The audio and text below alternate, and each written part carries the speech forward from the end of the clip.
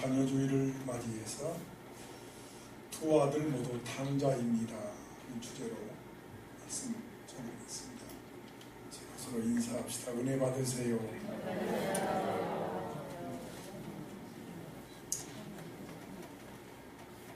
이 두 탕자 이야기는 15장 1절, 2절을 배경으로 하고 있습니다. 초대교인들한테 부탁하기는 항상 본문을 깨달으려면 앞에 보고 뒤에 봐야 됩니다. 1절, 2절을 한 음성으로 읽겠습니다. 이 말씀 모르면 본 전체를 알 수가 없어요. 시작입니다. 모든 세리와 저희들이 말씀을 들으러 가까이 나오니 바리새인과 서기관들이 수소를 이르되 이 사람이 죄를 용납하고 공시되는 일이 없는다. 자, 다시요. 옆 사람 좀 같이 도와주세요. 여러분 지금 하나님 앞에서 하나님 말씀 듣습니다. 시작입니다. 모든 세리와 저희들이 말씀을 들으러 가까이 나오니 바리새인과 서기관들이 수소를 이르되 이 사람이 죄를 용납하고 공시되는 일이 없는다. 당시 서기관과 이 세리와 죄인들 1절에 나오는 이들은 2절에 나오는 바리새인과 세리들의 혐오의 대상이었습니다. 이러한 혐오의 대상들, 그러니까 세리와 죄인들이 하나씩 회개하고 하나님 앞에 돌아오는 일에 아주 소중하다, 귀하다 하는 걸 강조하는 것이 오늘 본문의 말씀입니다. 이 배경을 알고 설교를 들어야 은혜를 받습니다. 우리 예수님께서는 이 두 아들이 아버지 유산을 나누어 갖는 이야기를 하십니다. 유산이 뭐죠? 부모가 세상을 떠나야 나누어 주게 되지요. 그런데 본문에 나오는 이 아들은 대단히 불량합니다. 아버지가 죽으실 때까지 기다리지를 않고 여기 써놨습니다. 뭘 빼앗듯이 강조해요? 유산 달라 이거지요. 감히 아버지에게 내게 올 몫을 미리 달라고 대들고 있으니 참 좋지 못한 아들이 언젠가는 주기 마련인데, 하지만 누구보다도 아들을 사랑한 아버지는 한마디 꾸지람도 하지 않고 재산을 나누어 줍니다. 한 번 더 인사합시다. 졸지 마고 은혜 받으세요.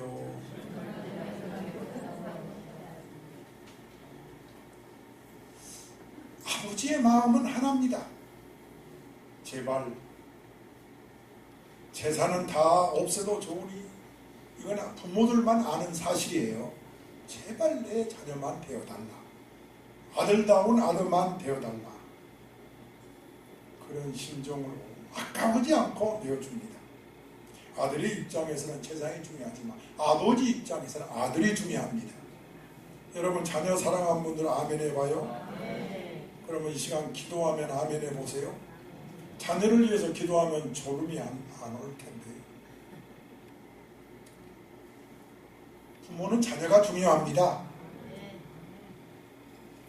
다 없애도 좋으니 제발 아들만 되어달라. 참으로 좋은 아버지입니다. 근데 이 아들은 두 번째입니다. 유산을 받아가지고 어떻게 해요? 먼 나라로 가버립니다. 아버지 간섭이 싫다는 거지. 아버지 가까이 있으면은 이래라 저래라 잔소리하는 거. 여러분 자녀 중에 부모가 말하는 거 싫어하는 사람 있죠. 그만 좀 하세요. 그런 분 있지. 철이 덜 들어서 그런 거죠. 아버지 간섭은 사랑의 증거입니다. 요즘 같으면 영상통화가 있어서 우리 딸이 영국에 있지만 뭔데 그 같지가 않아요. 보고 싶으면 영상통화로 딸도 보고 사위도 보고 손주도 보니까 뭐 멀리 것 같지가 않아요. 근데 옛날에는 다시 돌아오지 않는 한 번 떠나면 그만입니다. 자, 이 아들 세 번째 뭐라고 써놨어요? 자유, 방종, 향락을 추구하다가 재산 다 다 떨어지면 어떻게 해야 되죠? 돌아와야 되잖아요. 그런데 이 아들은 다 없애한 다음에 별 수 없이 뭐가 돼요? 남의 집에 종이 되고 맙니다. 아무리 많은 돈이라 할지라도 쓰기만 하면 나만 알 수가 없죠. 돈이라는 것은 버는 데서부터 배워야 한다고 합니다. 따라서 돈이란 어디서부터 배워야 돼요? 버는 데서부터 배울 줄 알아야지 쓰는 데서부터 배우면 탕자라는 거죠. 그래서 이스라엘 사람들은 돈의 가치를 모를 때 자식에게 돈 주는 것은 그 자식을 죽이는 것이다. 그래서 절대로 자녀들한테 돈을 잘 주지 않습니다. 그저 무조건 저 강남에 가면은 아이들이 거기서 떡볶이 하는 사람은 어떤 분이 얘기 들어보니까 아이들이 와서 떡볶이 주세요 하는데 10만원 내놓고 100만원짜리 숙제를 내놓는데 황당한 거지요. 그 아줌마가 떡볶이 아줌마가 어떻게 바꿔줘요? 땀을 흘려서 벌어봐야 그 돈의 가치를 알게 된다는 거지. 돈이라는 것은 성실히 벌 줄 알아야지. 잘 쓸 줄만 알아서는 안 돼. 그런데 오늘 본문의 이 부잣집 아들은 돈 버는 일에 대해서는 모르고 쓸 줄만 압니다. 그것도 좋은 일에 쓰나요? 좋은 일에 쓰지 아니하고 못된 짓만 합니다. 한 번 더 옆 사람하고 인사하세요. 못된 짓 그만하세요. 나 여러분 얼굴 안 쳐다봅니다. 한 번 더 하세요. 못된 짓 그만하세요. 다 없앤 후에 연명은 해야 되겠기 때문에 어느 부잣집에 종으로 들어가서 하고 많은 일이 많은데 그 집에 돼지를 치고 여러분 돼지 이스라엘 사람들이 생각한 짐승 중에 제일 혐오스러운 짐승이 돼지입니다. 그래서 이스라엘 사람들은 오늘날까지도 돼지를 기르지도 않고 먹지도 않습니다. 혐오의 대상.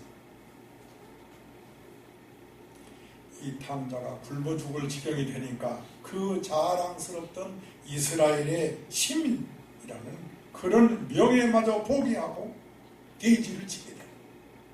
바닥에 떨어져 버린 거죠. 더구나 흉년이 너무너무 크게 들어서 돼지가 먹는 음식을 같이 먹으려고 해도 그것마저 부족했다고 했어요. 아버지를 떠나 마음껏 자유하고 방종하다가 가장 처절한 종이 되어버리고 말았습니다. 이제 스스로 생각합니다. 이 시간 그런 시간 되기를 주의 이름으로 축원합니다. 언제까지 누가 강요해서가 아니라 이제는 스스로 철들 때가 되었습니다. 한 번 더 인사합시다. 스스로 철들 때가 됐네요. 여러분 이 한마디 한마디에는 의미가 있습니다. 한 번 더 하세요. 철 좀 드세요. 나 여러분의 얼굴 안 쳐다봅니다. 민망해서. 자, 그러면 17절을 읽을까요? 오늘 자녀주일입니다. 우리 자녀들이 다 스스로 깨닫고 하나님 앞으로 그리고 가정으로 돌아오기를 축원합니다. 시작.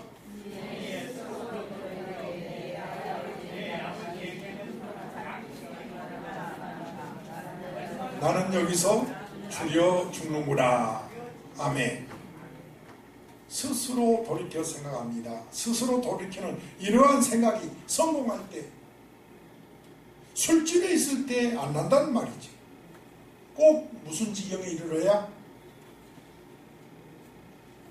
죽을 지경에 이르니까 제정신이 돌아오는 거예요. 이런 경우를 두고 하질 인간이라고 합니다. 사람이라면은 꼭 죽을 지경까지 안 가야지요. 아멘. 돈이 좀 있을 때 생각이 제대로 돌아가면 얼마나 좋겠어요. 조금 젊었을 때 정신 차리면 얼마나 좋겠어요. 금방 늙어버립니다. 젊음이요 오래가지 않습니다. 다 늙어가지고 별 볼 일 없을 때 그때 정신을 차리면 그 걱정이지. 조금 더 일찍 깨달으면 얼마나 좋겠어요.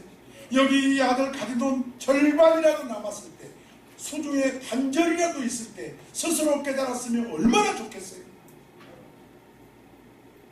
밑바닥 인생으로 떨어지고 나서야 생각이 제대로 돌아온 겁니다. 여러분, 제대로 된 생각이 뭐라고 생각하세요? 따라서 나는 죽는구나. 이게 가장 제대로 된 생각이랍니다. 여러분, 생각이 제대로 된 사람은 죽음의 실존을 발견한 사람입니다. 따라서 해보세요. 생각이 제대로 된 사람은 죽음의 실존을 발견한 사람입니다. 언제까지나 산다는 보장이 없죠. 죽음의 문제를 생각해보지 않는 사람은 그 누구라 할지라도 아직 철나지 않은 사람이고, 한 번 정도는 죽음의 문제를 생각하는 사람이 스스로 돌이킨다는 거죠. 철난다는 겁니다. 여러분은 그런 밑바닥에 떨어지기 전에 오늘이야말로 스스로 돌이키는 시간 되기를 축원합니다. 아멘이 적은데요. 자, 보세요. 17절 하반절에 뭐라고 말해요? 나는 여기서 주로 죽는구나. 심각한 이야기죠. 이제야 비로소 죽음의 문제를 생각하니까, 죽는다는 사실을 자기 문제로 받아들이니까 철이 난 거죠. 그러면서 따라서 해봅시다. 아버지를 생각하고, 집을 생각하고, 하늘을 생각하고, 자기를 생각하고, 이 네 가지를 생각하게 돼요. 18절, 19절이 그런 내용. 우리 모두 18절 읽겠습니다. 시작입니다.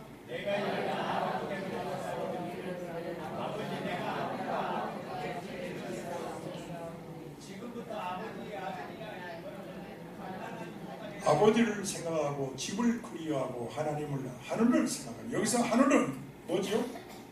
여러분, 이걸 이스라엘 사람들은 여호와의 이름을 망령되이 일컫지 않아서 여호와의 이름을 부르지 않습니다. 대칭을 씁니다. 그래서 하늘이라는 대칭은 우리가 말하는 하나님을 말합니다. 동해물과 백두산이 우리가 애국가에서 하느님이 그 말은 똑같은 의미예요. 그래서 여호와의 이름을 함부로 안 부르기 위해서 하늘이라는 대칭을 쓰기 때문에 여기서 하늘은 하나님과 아버지께 죄를 범했다는 뜻입니다.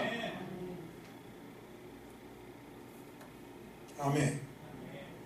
하나님과 아버지께 죄를 지었다고 고백합니다. 그리고 자기를 생각합니다. 아버지께 돌아가리라. 품꾼으로 일하리라. 이제는 품꾼도 좋으니 아버지 집에서 살고 싶다. 그래도 이 사람에게 훌륭한 점이 하나 있다면 자살하지 않았다는 거죠. 요즘 자살을 너무 많이, 우리나라가 세계 자살 1위입니다. 따라서 자살은 반항이다. 그렇게 하세요. 자살은 반항이다. 자기 생명에 대한 살인이다. 살인은 다른 사람 생명만 죽여야 살인 아니에요. 내가 내 생명을 죽인 것도 살인이에요. 지옥 갑니다. 인사하세요. 자살하지 마세요. 아니, 옆사람 인사를 하니까 난 여러분 쳐다보고 있는데 자살하지 마세요. 아멘. 괜히 집에가 속상한다고 자살하면 되겠어요?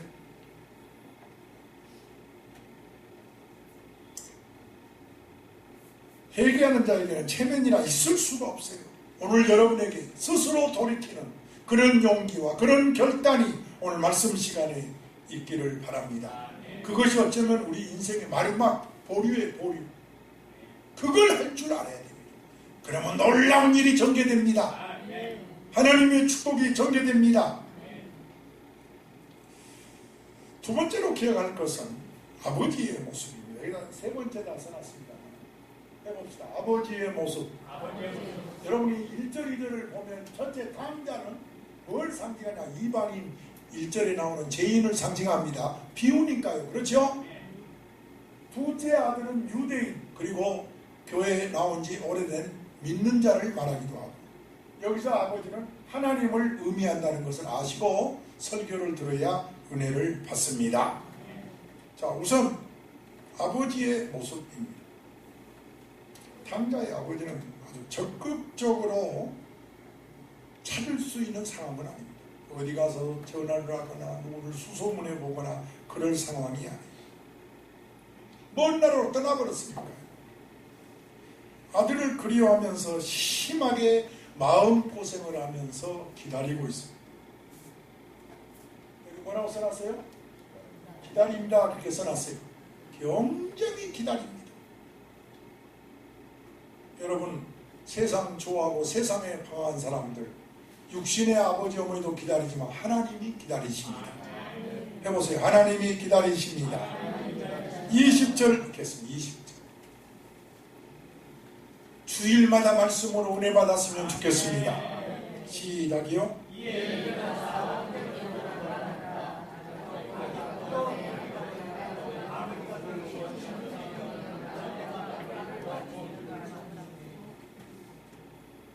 여기서 이 말씀이 아버지의 심정을 짐작하게 합니다.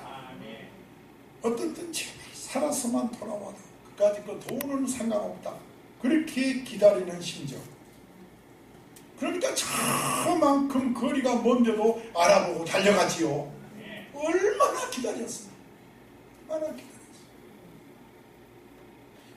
이 측은히 여겼다 그 말은 불쌍히 여겼다는 말. 어찌 생각하면 당연히 분노할 수도 있죠. 아니 내가 뭐라 하든 나가지 말라고 하지 않든 아니 그 많은 돈 다 어디다 두고 온 거야?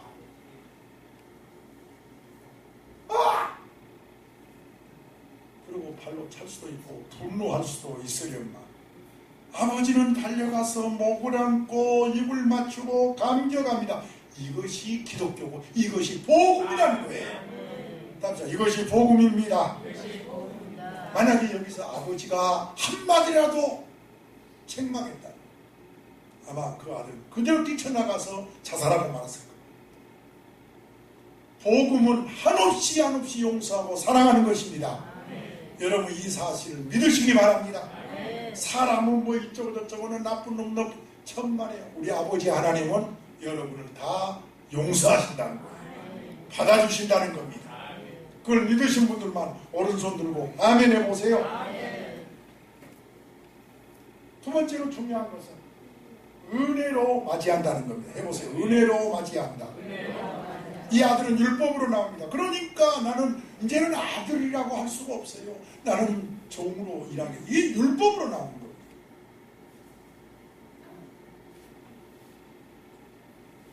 그러나 아버지는 22절입니다. 시작.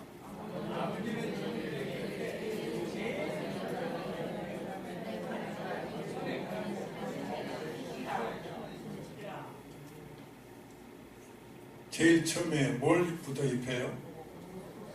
옷은 신분을 의미합니다. 아들에게 아들의 옷이 있어요. 주인에게는 주인의 옷이 있습니다. 그 다음에 이번에는 손가락에다 뭐라고요? 가락지를 이는 아들의 권세를 말합니다.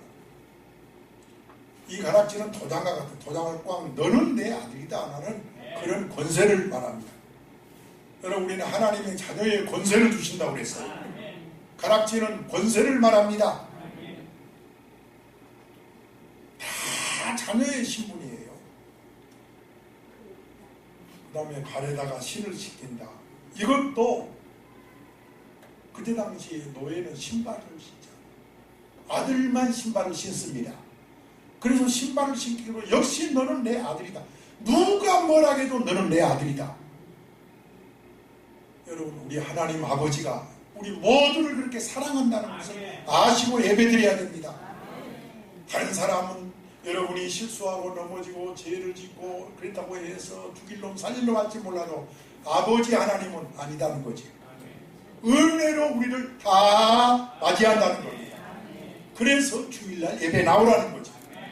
여러분 주일 예배는 내가 가고 싶다고 하는 것이 내가 죄인이기 때문에 부족하기 때문에 스스로 하나님 앞에 나가는 거예요. 그때 하나님의 사랑을 받는 겁니다. 이 사랑을 받을지어다. 그리고 잔치를 베풉니다. 이 말은 아버지 마음이 기쁘다는 거죠. 죽었다가 살았다, 잃었다가 찾았다는 감격입니다. 우리 교회 안에도 참 잃어버린 자녀들이 많습니다. 경제적으로 너무 어려워서 어디 가서 병원에 가서 환자들 돌보고 경제적으로 어려우니까요. 그 요즘 우리 교회도 참 가정의 파출부 일도 하고 가정의 가사 도우미도 하고 뭐 이런 일 저런 일로 너무 힘들게 이렇게 살아가는 분들이 있어요. 그런데 그것을 이기지 못하고 주일날도 범하는 경우가 있어요. 교회를 안 나와버리는 거죠. 세상에 쾌락이 좋아서 즐기느라. 그런데 이들이 주 앞으로 다시 나온다면 하나님 아버지는 기뻐하신다는 겁니다. 여러분 이걸 아시고 구역 식구들 금년 가기 전에 다 나올 수 있게도 기도하시기를 바랍니다. 우리는 여기서 참으로 중요한 교훈을 생각하게 됩니다. 탕자가 왔을 때 야, 탕자가 돌아오니 얼마나 훌륭하냐고 초점을 탕자한테 주지 말라는 거죠.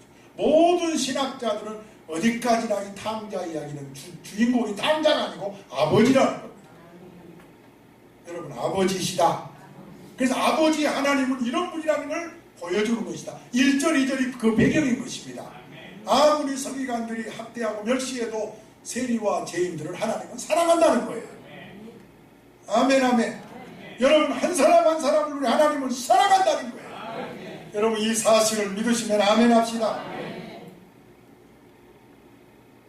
따라서 용서하신 아버지. 아까 써놨을 거예요. 여기 써놨죠?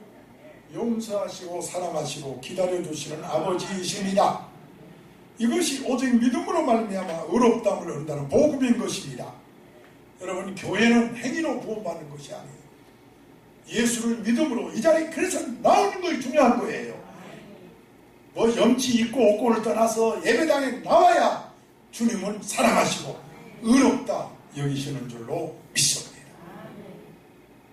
실수하는 사람이 어디 있고 세상 사랑하지 않는 사람이 있고 목사가 더 사랑할 거예요. 목사가 더 실수할 거예요. 저는 그래서 여러분 앞에 늘 부끄럽습니다. 자, 지금까지 집을 나간 탕자, 이미 밝혀진 탕자 얘기했는데 세 번째로 드릴 말씀 두 번째 탕자. 해보세요. 두 번째 탕자, 집에 있는 탕자 이야기를 좀 해봅시다. 그는 집을 나가지도 않았지요. 재산을 축노지도 않았습니다. 그러나 그는 집에 있으면서도 집을 나간 자의 마음으로 살았다는 거죠. 몸은 집에 있지만 마음은 집에 나간 자로 살았다는 거예요. 아버지 마음을 아프게 하지 않았지만 그렇다면 아버지를 사랑했느냐? 그건 아니라는 거지. 부모에 대한 사랑 없이 억지로 집에 남아 있는 것이라면 아무래도 목적이 있었을 거라는 거죠. 아버지의 유산에 대한 탐욕이 있었다는 것입니다. 한번 해봅시다. 유산에 대한 탐욕. 아버지 죽는 날만 기다리는 거지. 여러분 이렇게 살았다면 꼭 집을 나가야 탕자입니까? 이것도 엄청난 탕자지요. 25절 읽겠습니다. 은혜 받으세요. 시작입니다.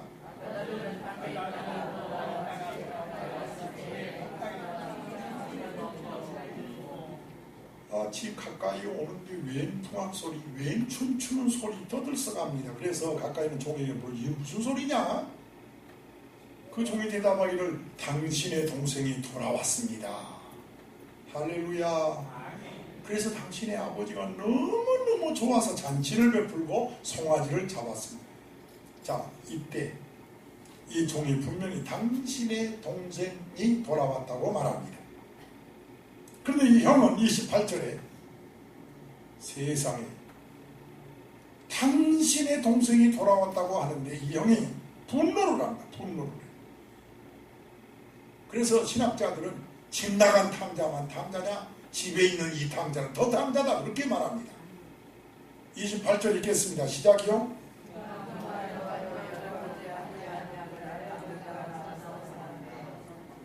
뭐 읽는 것이 그러세요? 옆 사람 도와주시라니까요. 집중해서 설교 들어야 탁탁탁탁 읽는 것입니다. 시작입니다.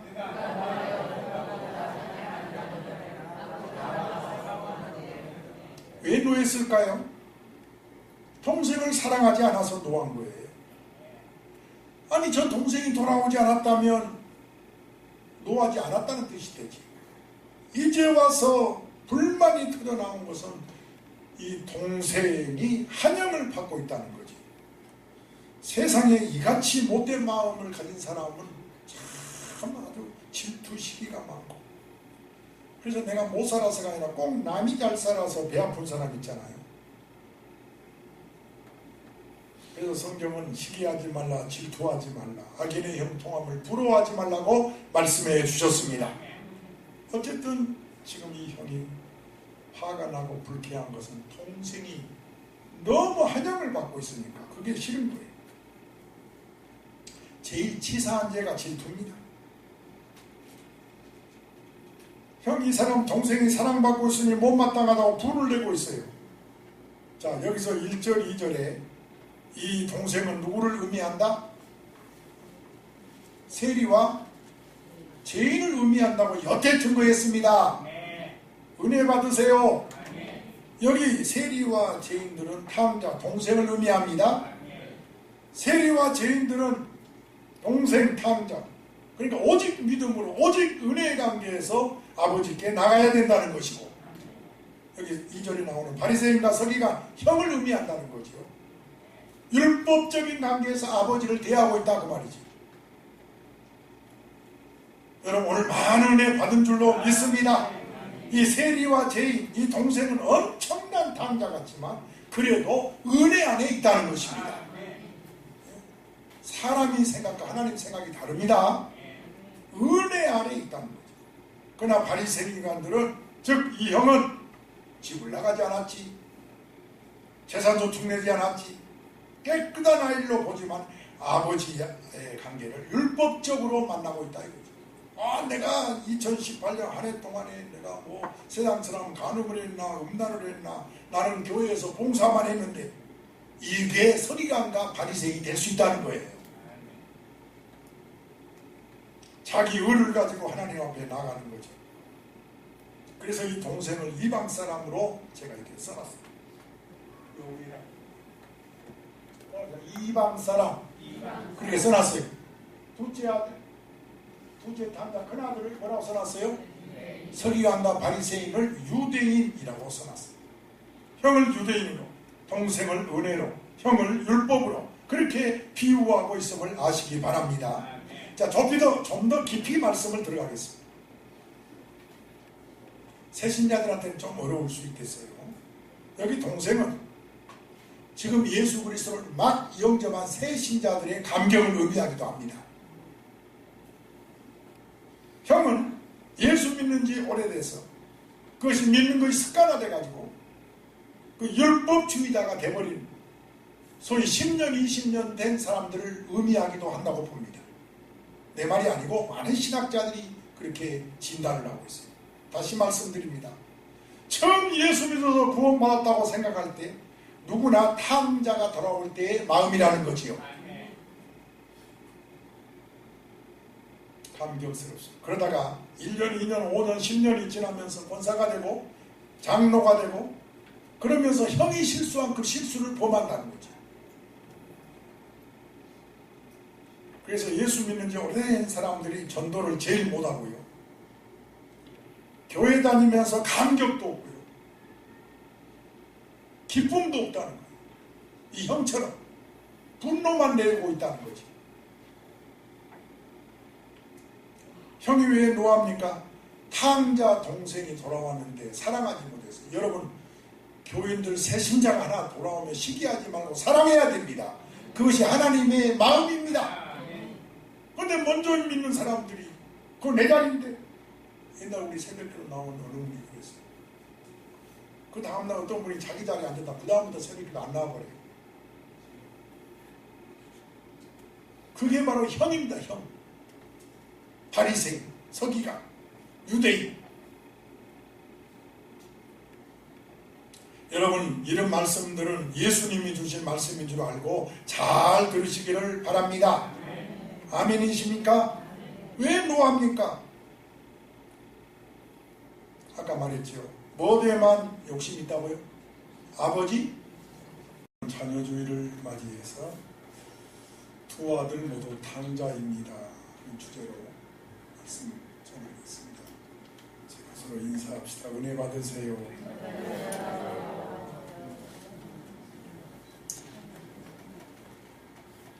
이 두 탕자 이야기는 15장 1절, 2절을 배경으로 하고 있습니다. 초대교인들한테 부탁이란 항상 본문을 깨달으려면 앞에 보고 뒤에 봐야 됩니다. 1절, 2절을 한 음성으로 읽겠습니다. 이 말씀 모르면 본 전체를 알 수가 없어요. 시작입니다.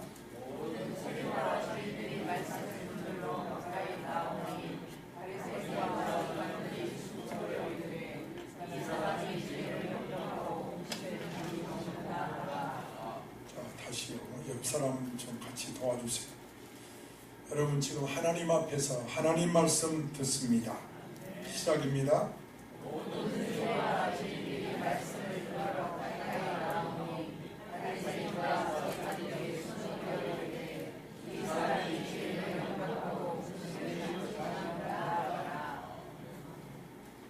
당시 서기관과 이 세리와 죄인들 1절에 나오는 이들은 2절에 나오는 바리새인과 세리들의 혐오의 대상이었습니다.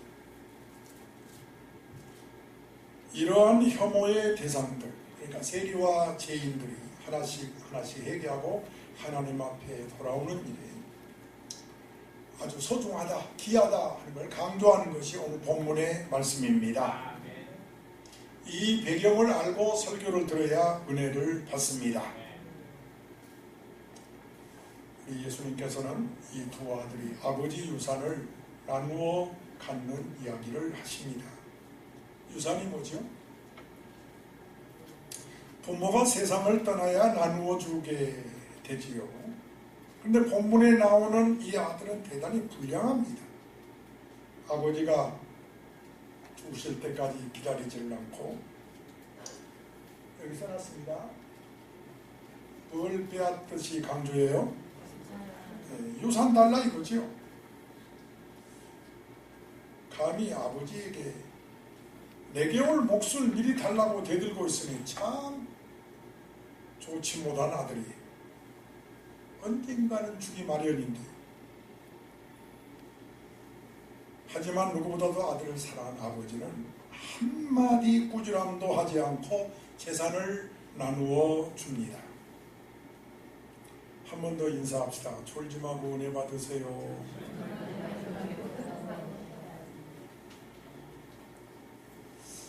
아버지의 마음은 하나입니다. 제발 재산은 다 없애도 좋으니, 이건 부모들만 아는 사실이에요. 제발 내 자녀만 되어달라. 아들다운 아들만 되어달라. 그런 심정으로 아까우지 않고 내어줍니다. 아들의 입장에서는 재산이 중요하지만 아버지 입장에서는 아들이 중요합니다. 여러분 자녀 사랑하는 분들 아멘 해봐요. 그러면 이 시간 기도하면 아멘 해보세요. 자녀를 위해서 기도하면 졸음이 안 올 텐데. 부모는 자녀가 중요합니다. 다 없애도 좋으니 제발 아들만 되어달라. 참으로 좋은 아버지입니다. 근데 이 아들은 두 번째입니다. 유산을 받아가지고 어떻게 해요? 먼 나라로 가버립니다. 아버지 간섭이 싫다는 거지. 아버지 가까이 있으면 이래라 저래라 잔소리하는 거. 여러분 자녀 중에 부모가 말하는 거 싫어하는 사람 있죠. 그만 좀 하세요. 그런 분 있죠. 철이 덜 들어서 그런 거죠. 아버지 간섭은 사랑의 증거입니다.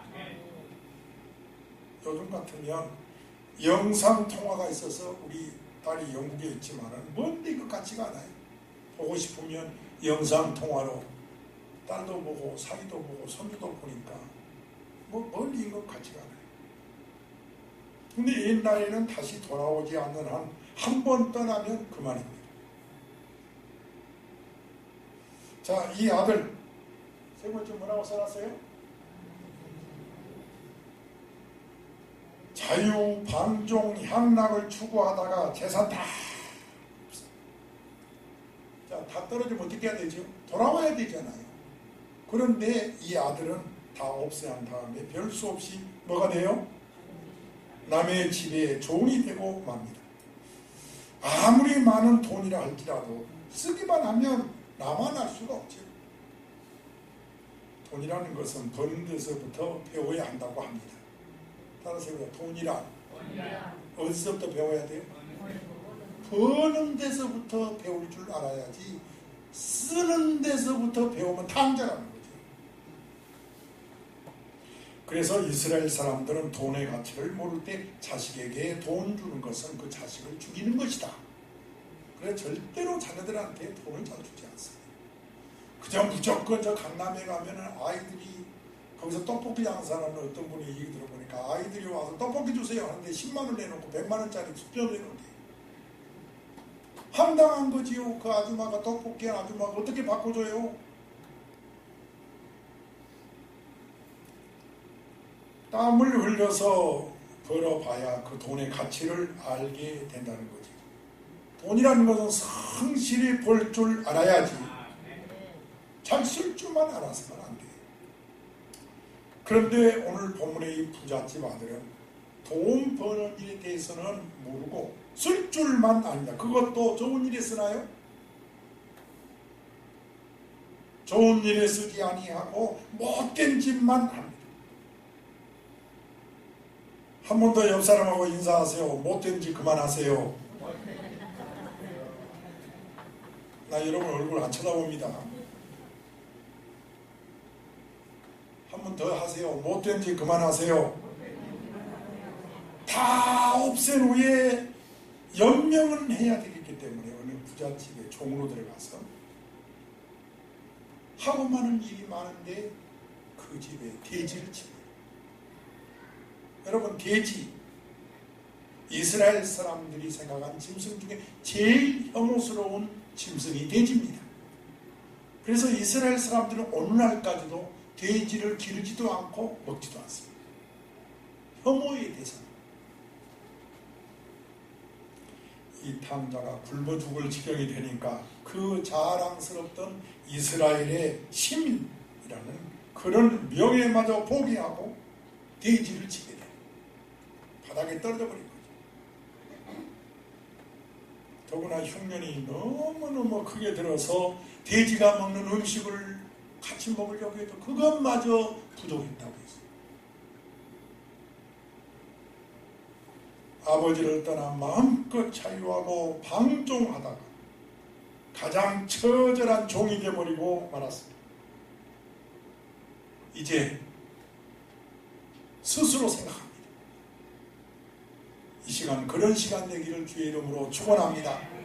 언제까지 누가 강요해서가 아니라 이제는 스스로 철들 때가 되었습니다. 한 번 더 인사합시다. 스스로 철들 때가 됐네요. 여러분, 이 한마디 한마디에는 의미가 있습니다. 한 번 더 하세요. 철 좀 드세요. 나 여러분의 얼굴 안 쳐다봅니다. 민망해서. 자, 그러면 17절을 읽을까요? 오늘 자녀주일입니다. 우리 자녀들이 다 스스로 깨닫고 하나님 앞으로 그리고 가정으로 돌아오기를 축원합니다. 시작.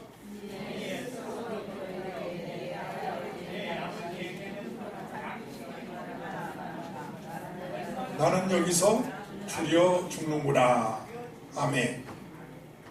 스스로 돌이켜 생각합니다. 스스로 돌이키는 이러한 생각이 성공할 때, 술집에 있을 때 안 난다는 말이지. 꼭 무슨 지경에 이르러야? 죽을 지경에 이르니까 제정신이 돌아온다. 이런 경우를 두고 하질 인간이라고 합니다. 사람이라면은 꼭 죽을 지경까지 안 가야지요. 아멘. 돈이 좀 있을 때 생각이 제대로 돌아가면 얼마나 좋겠어요.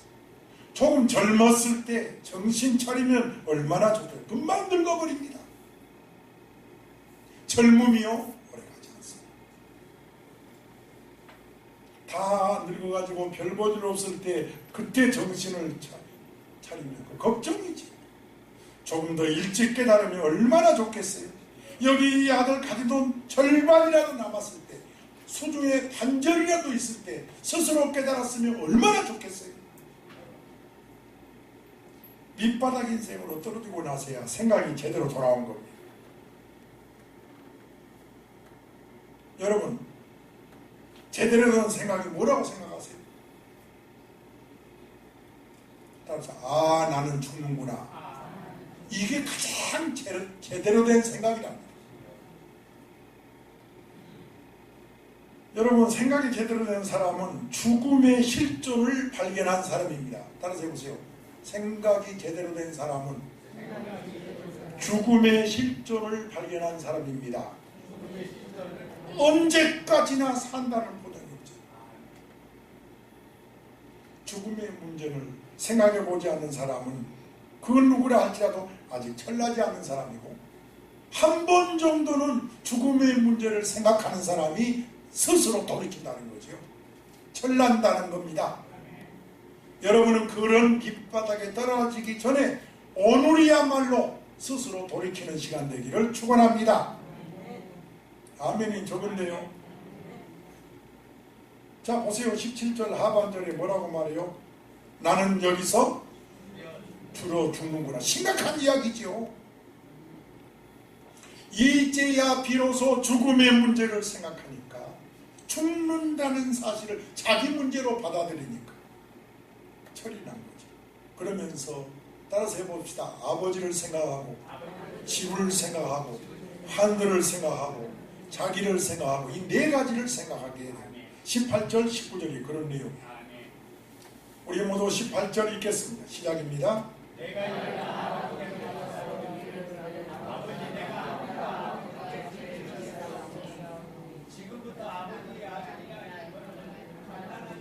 아버지를 생각하고, 집을 그리워하고, 하늘을 생각하고. 여기서 하늘은 뭐죠? 여러분, 이걸 이스라엘 사람들은 여호와의 이름을 망령되이 읽지 않아서 여호와의 이름을 부르지 않습니다. 대칭을 씁니다.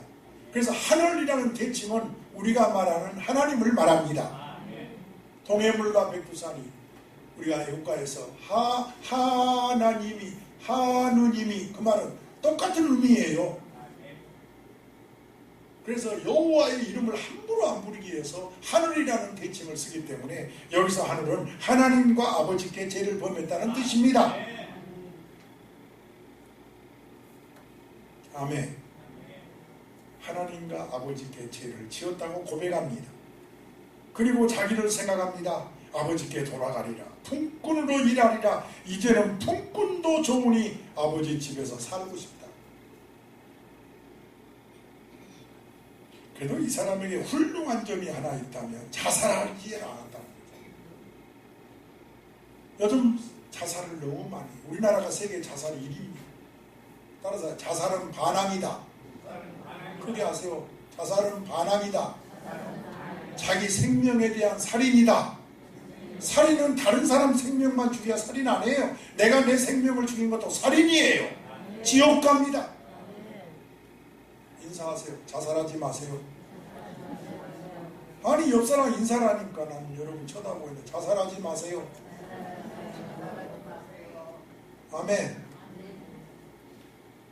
괜히 집에가 속상한다고 자살하면 되겠어요?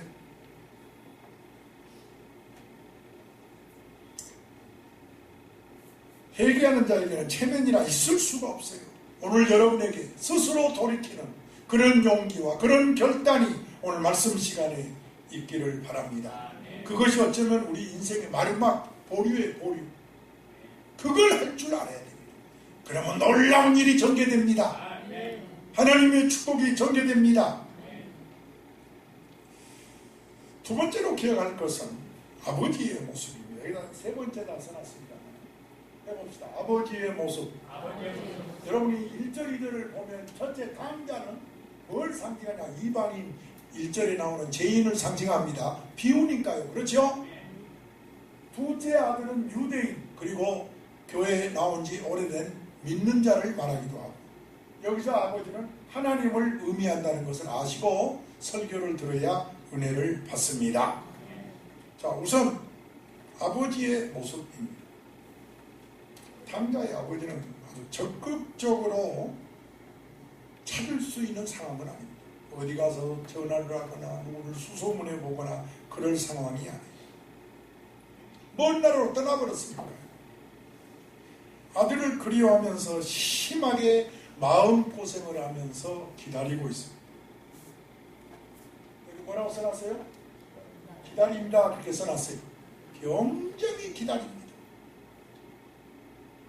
여러분, 세상 좋아하고 세상에 방황한 사람들, 육신의 아버지 어머니도 기다리지만 하나님이 기다리십니다. 해보세요. 하나님이 기다리십니다. 20절 읽겠습니다. 20절. 주일마다 말씀으로 은혜 받았으면 좋겠습니다. 시작이요.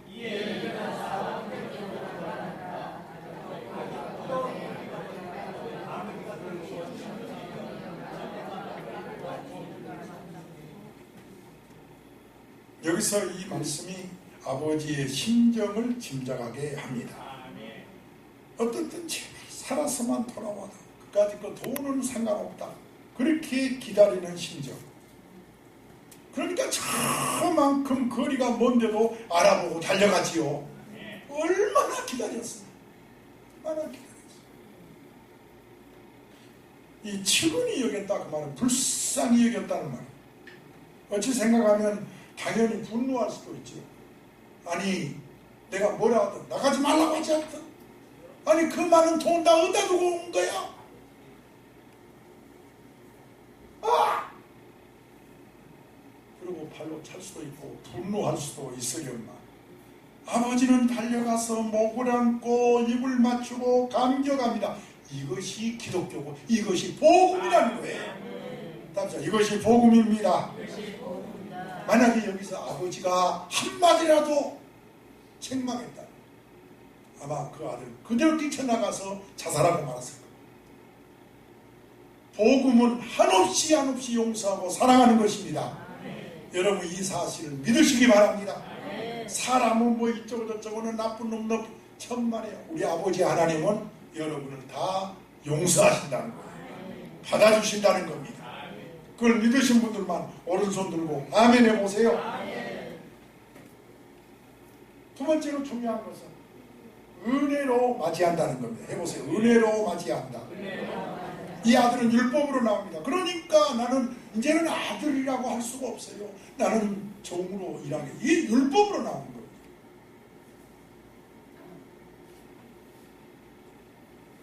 그러나 아버지는 22절입니다. 시작.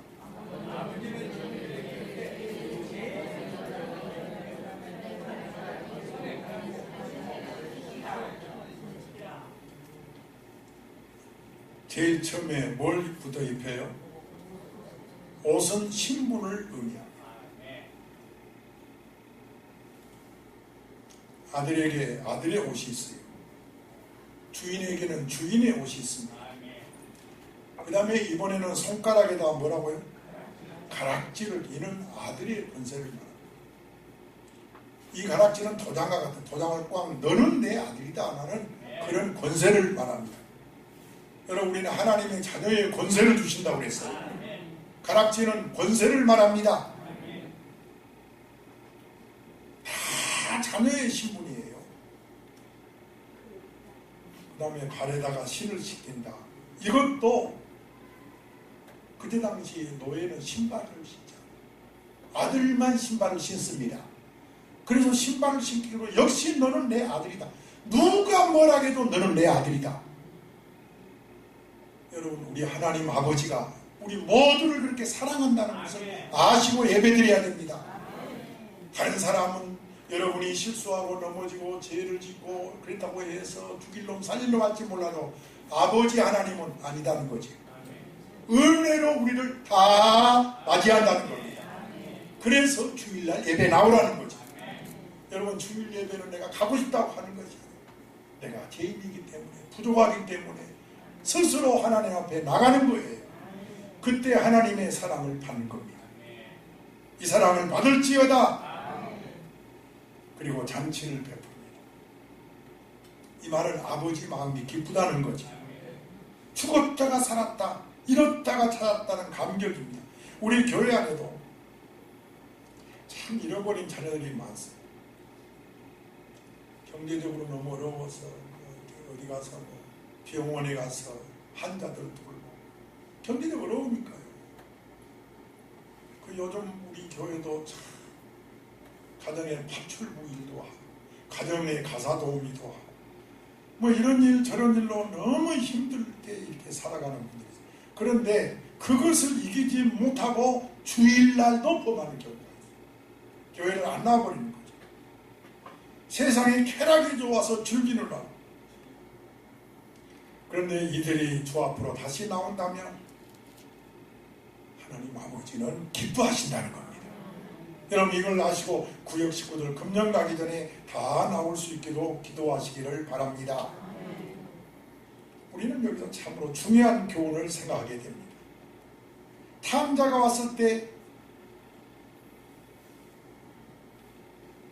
야, 탕자가 돌아오니 얼마나 훌륭하냐 하고 초점을 탕자한테 주지 말라는 거죠. 모든 신학자들은 어디까지나 이 탕자 이야기는 주인공이 탕자가 아니고 아버지라는 겁니다. 여러분, 아버지시다. 그래서 아버지 하나님은 이런 분이라는 걸 보여주는 것이다. 1절 2절이 그 배경인 것입니다. 아무리 서기관들이 학대하고 멸시해도 세리와 죄인들을 하나님은 사랑한다는 거예요. 아멘, 아멘. 여러분, 한 사람 한 사람을 우리 하나님은 사랑한다는 거예요. 여러분, 이 사실을 믿으시면 아멘 합시다. 따라서 용서하신 아버지. 아까 써놨을 거예요. 여기 써놨죠? 용서하시고 사랑하시고 기다려주시는 아버지이십니다. 이것이 오직 믿음으로 말미암아 의롭다함을 얻는다는 복음인 것입니다. 여러분, 교회는 행위로 구원받는 것이 아니에요. 예수를 믿음으로 이 자리에 그래서 나오는 것이 중요한 거예요.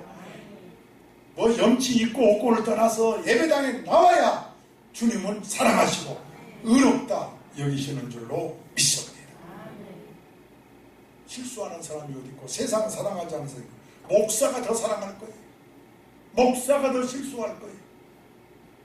저는 그래서 여러분 앞에 늘 부끄럽습니다. 자, 지금까지 집을 나간 탕자, 이미 밝혀진 탕자 얘기했는데 세 번째로 드릴 말씀, 두 번째 탕자. 해보세요. 두 번째 탕자, 집에 있는 탕자 이야기를 좀 해봅시다. 그는 집을 나가지도 않았지요. 재산을 축노지도 않았습니다. 그러나 그는 집에 있으면서도 집을 나간 자의 마음으로 살았다는 거죠. 몸은 집에 있지만 마음은 집에 나간 자로 살았다는 거죠. 아버지 마음을 아프게 하지 않았지만 그렇다면 아버지를 사랑했느냐? 그건 아니라는 거죠. 부모에 대한 사랑 없이 억지로 집에 남아 있는 것이라면 아무래도 목적이 있었을 거라는 거죠. 아버지의 유산에 대한 탐욕이 있었다는 것입니다. 한번 해봅시다. 유산에 대한 탐욕. 아버지 죽는 날만 기다리는 거지. 여러분, 이렇게 살았다면 꼭 집을 나가야 탕자입니까? 이것도 엄청난 탕자지. 25절 읽겠습니다. 은혜 받으세요. 시작입니다.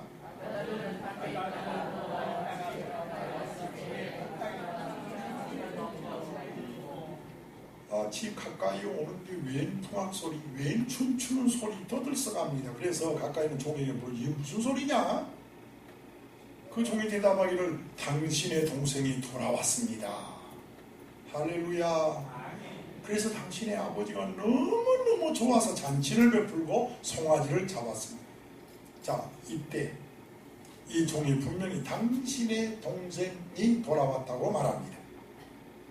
그런데 이 형은 28절에 세상에 당신의 동생이 돌아왔다고 하는데 이 형이 분노를 합니다. 분노를. 그래서 신학자들은 집 나간 탕자만 탕자냐, 집에 있는 이 탕자는 더 탕자다, 그렇게 말합니다. 28절 읽겠습니다. 시작이요.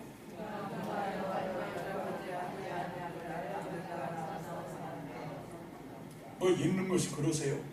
옆 사람 도와주시라니까요. 집중해서 설교 들어야 탁탁탁탁 읽는 것입니다. 시작입니다.